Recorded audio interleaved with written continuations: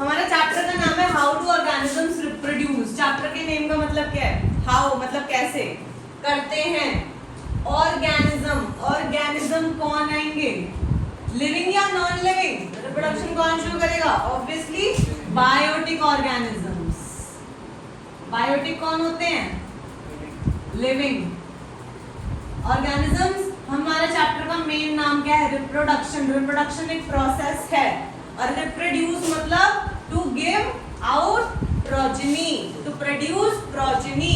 Reproduction is a process and to make a progeny, new progeny is how do organism reproduce. Organisms reproduce कैसे करते हैं?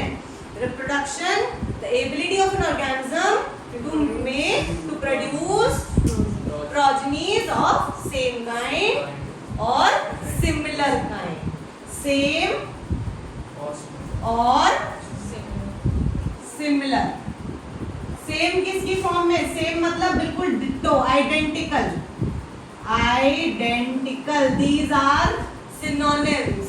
और we can say clone, और we can say clone. But similar का मतलब क्या हुआ? There is some variation, some variation. You all are not identical to your parents. There is some variation. कुछ features अलग है। Nose में change आएगा, eyes में change आएगा। ये किस में? ये similar होते हैं। They are not identical. ये किस में होता है हमारे पास? इसको हम क्या बोलते हैं? जहाँ पे same identical clones बनते हैं, इसको बोलते हैं asexual reproduction। इसको बोलते हैं सेक्सुअल रिप्रोडक्शन। मतलब बात क्लियर है? अब हमारे पास जो एसेक्सुअल रिप्रोडक्शन है ये किस में होता है? यहाँ पॉइंट में लिखते चलो। Unicellular organisms. Second, no involvement, very good, of gametes. Next, single parent involve, single parent involve. Sexual में क्या आ जाएगा? Multicellular, very good. Next, involvement of gametes और two parents are involve in the process of sexual reproduction. क्या लगता है आपको कौन सा बेटर है? सिमिलर वाला। Variations are there. Sexual reproduction is more better, much more better than asexual reproduction. Why so? Because variations occur. जब variations होती हैं तो हमारे पास एक नया इंडिविजुअल बनता है with new probabilities, with new probabilities. अब एक बात बताओ, एक मॉस्किटो है, पहले वो नॉर्मल कुछ भी ऑल आउट लगाते थे वो मर जाता था। आज की टेक्नोलॉजी ने अपने आप को क्या किया है? वेरिएशंस लेके आया है अपने अंदर। अब वो मरता है, चुप के और बैठ जाता है।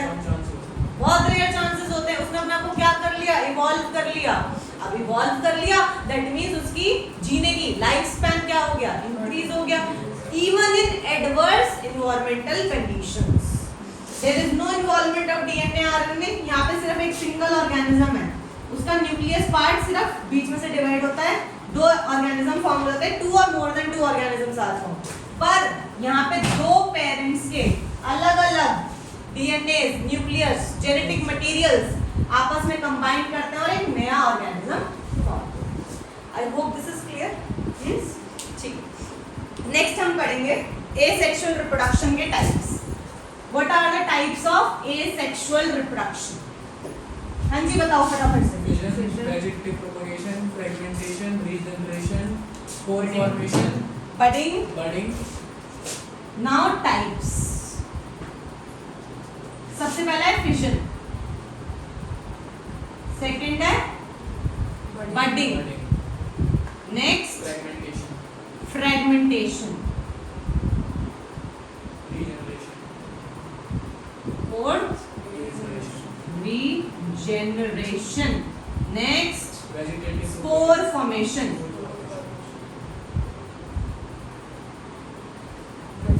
Vegetative propagation, seventh tissue culture.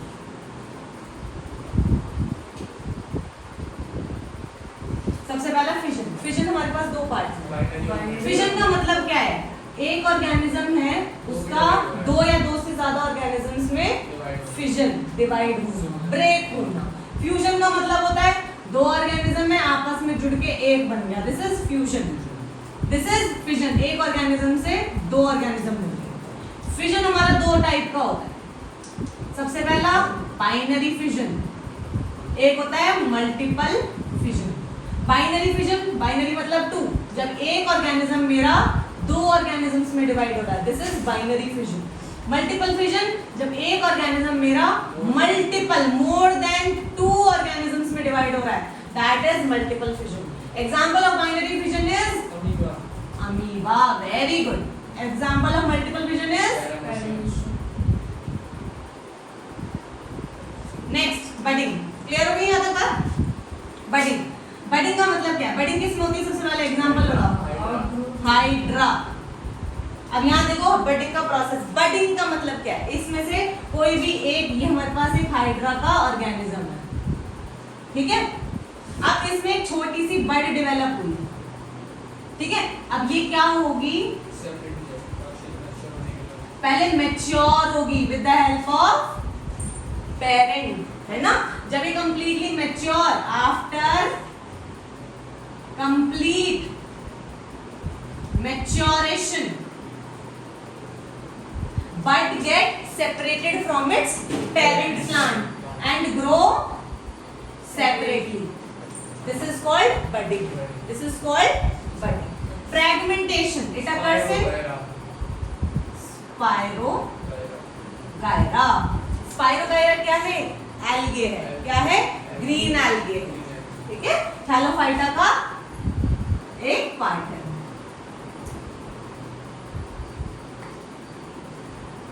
This is a spirogyra, जिसको हम क्या बोलते हैं? Green algae. ये अगर मेरे पास यहाँ से ब्रेक ऑफ हुई, फ्रैगमेंट हुई है, फ्रैगमेंटेशन हुआ, तो इसके जो दोनों पार्ट्स हैं वो दोबारा से रीग्रो कर जाएंगे। क्या कर जाएंगे? रीग्रो कर जाएंगे कंप्लीटली, ठीक है। Different different. मेरी बात समझ में आ गई? इस तरह से clear? This is your fragmentation. Fragmentation किस में होता है भाई? पहले मैं रीजनरेशन और बता देती हूँ, फिर फ्रैगमेंटेशन रीजनरेशन में क्या सिमिलैरिटीज है और क्या डिससिमिलैरिटीज है, फिर हम डिस्कस करेंगे। Okay, regeneration example Planaria. अच्छा एक बात बताओ मुझे, चलो एक तुम्हारा पीवाईक्यू बोलते हैं, कौन से किंगडम में आता है Planaria? Diversity in living organism सुना हमने, पढ़ा ही नहीं क्योंकि चैप्टर कट हो चुका है हमारे सिलेबस में से, तो हमें कैसे पता होगा? एक्स्ट्रा नॉलेज दे देती हूँ। Planaria is a phylum, is a example under phylum, under kingdom Animalia, ये एक एनिमल है, under Platyhelminthes, phylum Platyhelminthes. Platy बोलो, प्लैटीहेल्मिन्थीज। यहाँ पे ना एक तुम्हें चीज, एक एक्स्ट्रा पॉइंट एक्सप्लेन कर देती हूँ। आर.एस. विटेकर के अकॉर्डिंग हमारे पास 5 किंगडम क्लासिफिकेशन दी थी उन्होंने, Monera, Protista, Fungi, Plantae and Animalia. Monera, Protista, Fungi, Plantae and Animalia. Plantae के अंदर we are having 5 divisions, 5 division है। Thallophyta, Bryophyta, Pteridophyta, gymnosperms, angiosperms. अभी हम प्लांट पढ़ेंगे ना जब, थोड़ा सा और डिटेल में बताऊंगी इसको। एनिमलिया के अंदर हमारे पास 10 फाइलम्स हैं। कितनी फाइलम्स हैं? 10 फाइलम्स आर देयर। कौन कौन सी है? नेम देम, एक एक करके समझाऊंगी। पॉरीफेरा बोलो, Cnidaria, Platyhelminthes, नीमाटोडा, Annelida, arthropoda, Mollusca, Echinodermata, Protochordata, vertebrata. और वर्टिब्रेटा के अंदर कभी सोचा हम लोग कहाँ आते हैं इस पूरी क्लासिफिकेशन में? लास्ट में आते हैं। वर्टिब्रेटा के अंदर हमारे पास 5 क्लासेस हैं। पाइसेस मतलब फिशेस, पाइसेस बोलो, पाइसेस, रेप्टाइल्स, एव्स, एम्फीबियंस, और ममेलियंस। ममेलियंस के अंदर हम आते हैं होमो सेपियंस। क्लियर हो गई मेरी बात? ये मैंने तुम्हें क्यों बताया, तुम ये सब कंफ्यूज होते हैं। प्लैटीहेल्मिन्थीज है क्या? प्लैटीहेल्मिन्थीज एक बहुत बड़े पार्ट का एक छोटा सा फाइलम है जिसके अंदर प्लैनेरिया आता है, टेपवर्म आता है, टेनिया सोलियम आता है। These all are the species. अब हम आते हैं रीजनरेशन के अंदर। मैम प्लैनेरिया का डायग्राम देखो भाई,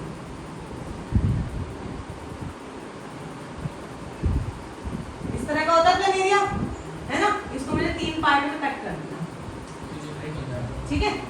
ये तीनों पार्ट अलग अलग कंप्लीट एक ऑर्गेनिज्म बनाएंगे। This is regeneration. मैम इनमें तो कुछ फर्क ही नहीं दिख रहा, इनमें कुछ फर्क तो दिखाओ बेटा। ये होता है प्रोकैरियोटिक ऑर्गेनिजम्स में, या तुम लोग कह सकते हो प्रिमिटिव ऑर्गेनिजम्स में, जिनमें स्पेशलाइज्ड सेल्स नहीं प्रेजेंट होते, पर रीजनरेशन होता है जिनमें स्पेशलाइज्ड सेल्स प्रेजेंट होते। बात क्लियर होगी? एक ये मेन डिफरेंस है। बात क्लियर? नेक्स्ट आ जाओ spore formation. Example Rhizopus. Very good, Rhizopus. नाम दोबारा बोलो, राइजोपस। राइजोपस नाम याद रखना है स्पोर फॉर्मेशन के अंदर, राइजोपस। राइजोपस क्या होता है? राइजोपस के अंदर यहाँ देखो, मेरे पास ना ये मतलब ब्रेड मोल्ड हो गई, फंजाई हो गई, हाइफे, हाँ एग्जैक्टली। हमारे पास क्या होता है, कोई भी एक प्लांट है, राइजोपस ले लो, उसका एक उसने स्पोर फॉर्म किया, इसके बाहर की ना आउटर कवरिंग बहुत स्ट्रांग होती है, and these spores are having the capability to reproduce millions and trillions of copies। ठीक है? अब एडवर्स कंडीशंस आई, भाई बहुत ज्यादा गर्मी हो गई, बहुत ज्यादा बारिश हो गई, या अनफेवरेबल कंडीशंस आ गई इसके पास, तो ये क्या हो, बर्स्ट कर जाएगा। क्या कर जाएगा? बर्स्ट। अब इसमें से जो स्पोर्स हैं वो क्या निकल गए? बाहर निकल गए। अब जब ये स्पोर्स बाहर निकल गए तो ये क्या करेंगे, अपने आप को स्प्रेड करेंगे और नए ऑर्गेनिज्म।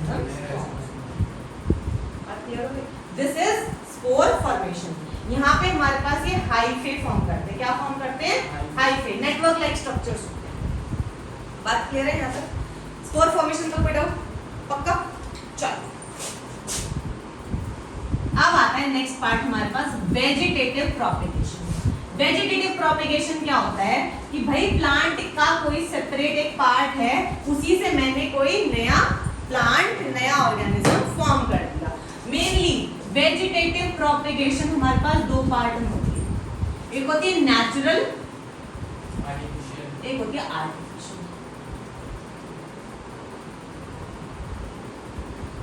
ठीक है? नेचुरल हमारे पास 3 पार्ट में होती है, बोलो फटाफट। Stem, by stem, by roots and by stem. Potato, अब यहाँ देखना, ये मेरे पास एक पोटैटो है, इसके ऊपर बड निकल आई है। अब मैं क्या करूंगी, ये मैंने बड वाला पार्ट कट किया और कहीं भी मिट्टी में जाके सो कर दिया इसको, तो मल्टीपल जो इसकी स्टेम्स निकलेंगी ना, ये स्टेम्स होंगी इसकी। ठीक है? मल्टीपल पोटैटोज फॉर्म हो जाएंगे इन स्टेम्स। एक पोटैटो से जितनी बर्ड्स निकलेंगी, मल्टीपल पोटैटोज आ गए। ठीक है? This is your stem, by stem. Next roots, sweet potato, ginger, turmeric, these all are roots. Sweet potato। अब क्या होता है इसमें, मेरे पास ये sweet potato है, इसके नीचे देखा है रेशे रेशे होते हैं, these all are what? Roots। मैंने इसको ले जाके कहीं भी एक जमीन में सो कर दिया, तो ये क्या करेगा, रूट्स फॉर्म करेगा। रूट्स क्या करेंगे, अपने अंदर स्टार्च को स्टोर करेंगे। क्या करेंगी? स्टार्च को स्टोर करेंगी, which can be further converted into sweet potato and we can consume that, we are consuming it, है ना? Next, leaf, bryophyllum। Bryophyllum is a special kind of leaf जिसके खुद के ऊपर birds फॉर्म हो जाती है। क्या फॉर्म होती है? Very good. यहाँ पे ठीक है, ये ऑलमोस्ट सभी घरों में मिल जाता है। This is reproduction by leaf. इसको हमने कट करा, कहीं और ग्रो किया, एक और ब्रायोफिल्म का plant grow. This is how by leaves. This is a natural production. इसको मैं नेचुरल क्यों बोला मैम? जब हम इसको हैंड से कट कर रहे हैं अपने हो जाता है। एग्जैक्टली अगर हम इसे कट ना करके कट ना भी करके लगाए ना तो भी नेचुरली ये बड अपने आप, क्योंकि होगा तो मिट्टी में वो बड अपने आप गिर जाएगी कंप्लीटली मैच्योर होके, स्टिल एक नया प्लांट चला सकता। ठीक, नाउ हम पढ़ेंगे आर्टिफिशियल। आर्टिफिशियल में ना हम 3 पार्ट पढ़ेंगे, cutting, grafting, layering, very good, grafting and very good. Cutting का एग्जांपल है सबसे अच्छा रोज। देखो भाई कैसे होती है कटिंग।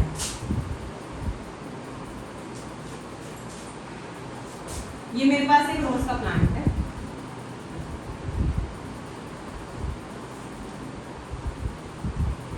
ठीक है। मैंने इसके एक स्टेम को कट करा, मिट्टी में मैंने वो स्टेम दबा दिया। मच मोर पॉसिबिलिटीज कि ये अपनी रूट्स और शूट्स को डेवलप कर ले and it will grow into a new rose plant. बात क्लियर हो? Next is your grafting. Grafting last में बताऊंगी, पहले लेयरिंग पर। ठीक है, लेयरिंग क्या होता है? एक कोई भी नॉर्मल पेरेन्काइमेटस टिश्यू वाला कोई भी एक प्लांट है जिसकी स्टेम इजीली बेंड हो सकती है, ठीक है। ये कोई भी एक मेरे पास प्लांट है। अब मैंने क्या किया, इसकी एक स्टेम को उठा के मैंने अगेन उसको मिट्टी में सो कर दिया, सॉइल में सो कर दिया, तो ये अपने आप नई प्लांट ग्रो करता चला। This is how layering happens. इसी की एक स्टेम को मैंने यहाँ ग्रो किया, ये ग्रो करा, फिर उसकी स्टेम फिर अंदर चली गई, फिर उसको मैंने फिर सो करा, फिर इसमें से नया प्लांट निकला, फिर उसकी फिर एक स्टेम अंदर चली गई, फिर उसमें से, मतलब ये स्प्रेडिंग का काम करता है। With the help of layering we can spread a single plant into whole tree. Tulsi plant देखा है, इसी तरह से ग्रो कर जाता है अपने आप ही। एक पौधा लगाते हैं पूरे में फैल जाता है, ठीक। नाउ अब आगे बात ग्राफ्टिंग।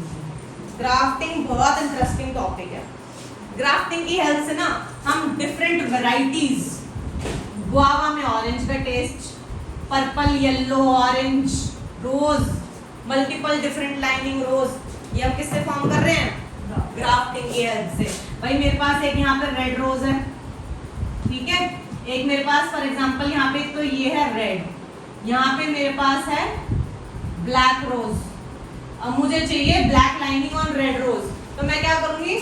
इसको कट करूंगी, इसको कट करूंगी, या ऐसे मान के चलो, इसको मैंने यहाँ से कट करा और इसको मैंने फिर यहाँ से कट करा, ठीक है। अब मैं इसको इस तरह से कट करूंगी कि मैं इसको इसके ऊपर क्या कर सकूं?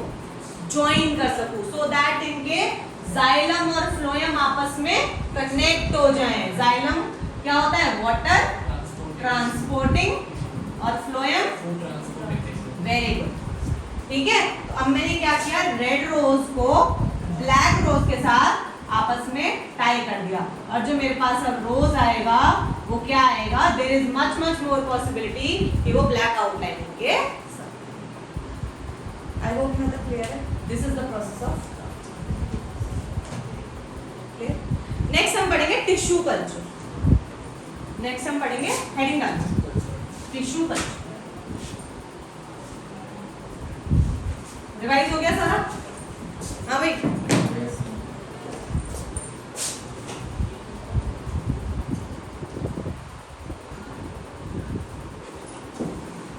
Tissue culture.